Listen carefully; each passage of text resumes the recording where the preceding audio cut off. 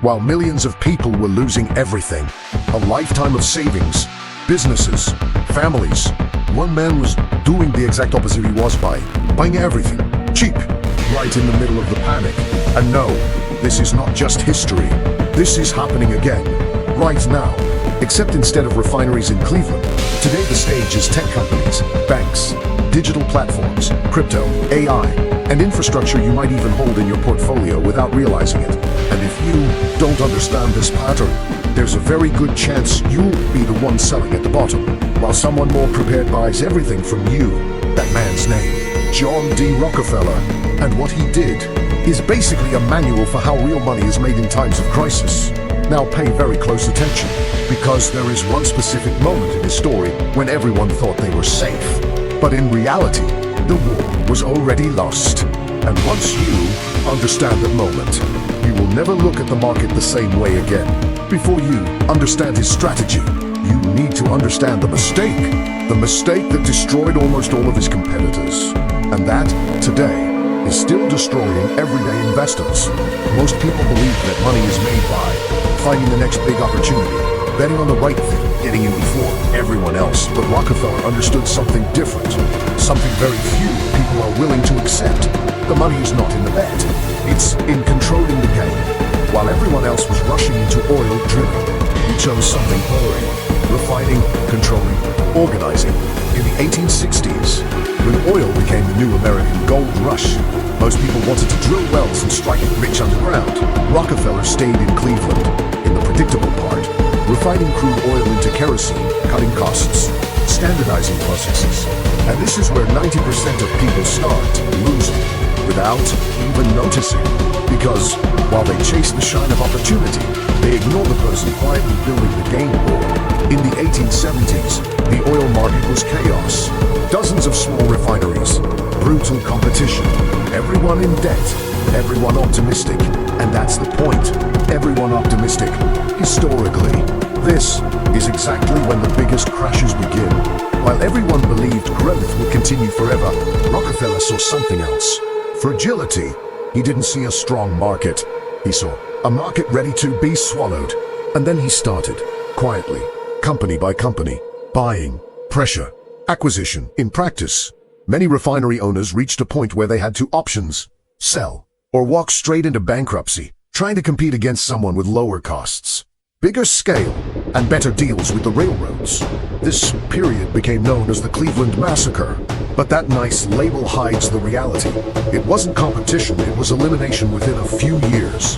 Standard Oil had absorbed almost all of the major refineries in Cleveland and massively expanded its share of national refining.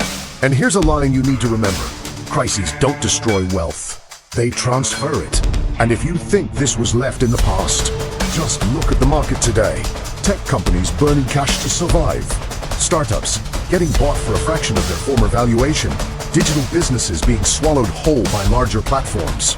Do you really think this story is over? Or did it just change scenery? Now comes the part that really changes the game. Rockefeller noticed something that today defines giants like Amazon, Google, Apple, big energy companies, and payment platforms. It's not enough to have a product. You need to control the path. The infrastructure, in his case, railroads. He negotiated freight discounts with the railroads, the famous rebates, paying less, sometimes much less, to ship each barrel than his competitors on worth it. He could do something devastating. He could cut prices down to levels no one else could survive for long. Think about that for a second. How do you compete with someone who can run at almost zero margin for longer than you can stay alive? You don't compete, you lose. And that's why this line is so important. Whoever controls the infrastructure controls the game. Today, infrastructure isn't just railroad tracks. It's servers, cloud, payment rails, app stores, logistics networks, and data pipes. You might think you're investing in the companies of the future, but if you're on the wrong side of the infrastructure, you're basically financing the next Rockefeller, not sharing his profit. Now, hold on to that, because when the crisis hit, this is where everything became obvious. In 1907, the American financial system broke. Banks and trusts faced runs. People panicked. Major institutions were on the brink of failure. The standard behavior: Sell everything, get out of the market, save whatever you can. But Rockefeller did the opposite. While the public rushed to pull money out of banks, he pushed money in. He deposited an enormous amount, around $10 million, into the National City Bank, helping to shore up its reserves right in the middle of the crisis. He invested when everyone else was running away. And that defines everything. Whoever has cash decides. Whoever doesn't obeys. If you're 100% invested, no liquidity, no safety margin, you don't choose anything.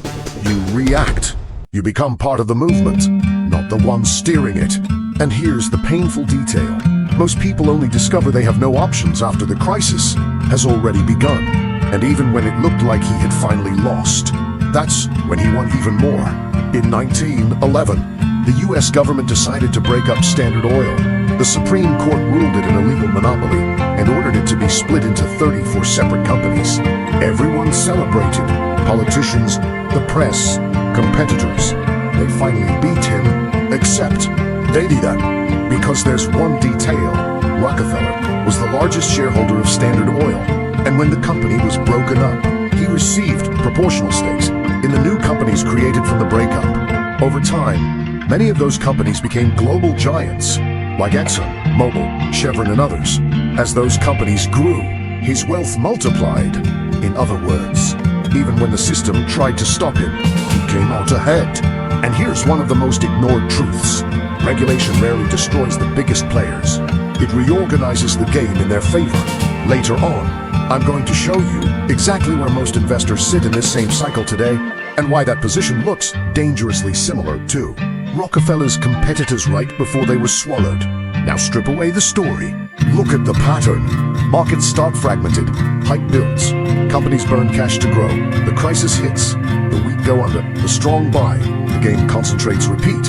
Again and again. So now let me ask you, where in this cycle are you? Because here's the reality. You don't have to be Rockefeller. But if you're on the wrong side, you become liquidity for someone like him. You're the one selling cheap, not the one buying cheap. You're the small refinery selling to Standard Oil, the startup selling to a big tech company, the retail investor dumping at the bottom to someone sitting on cash and patience. Look at your money today. No sugarcoating. Do you actually have cash? Or are you fully locked in? Are you diversified? Or just scattered across things that all fall together? Could you survive a crisis without selling? Or would you be forced into panic selling? If the honest answer makes you uncomfortable, that's good, because most people only realize this when it's already too late. And here's the final truth. You're not losing because the market is hard. You're losing because you're playing the wrong game. Now, answer me in the comments. No filter. Today, honestly, do you look more like Rockefeller or like the competitors he bought out? And more importantly, what are you going to change before the next crisis? Because it always does. And when it does, you'll either be the one buying value or the one being bought. The choice starts now. And if you want to see another real case of people who saw a collapse coming before the crowd and profited while the world was being crushed, watch the next video on the investors who anticipated the 1929 crash. Because the only thing more expensive than ignoring history is repeating the wrong side of it.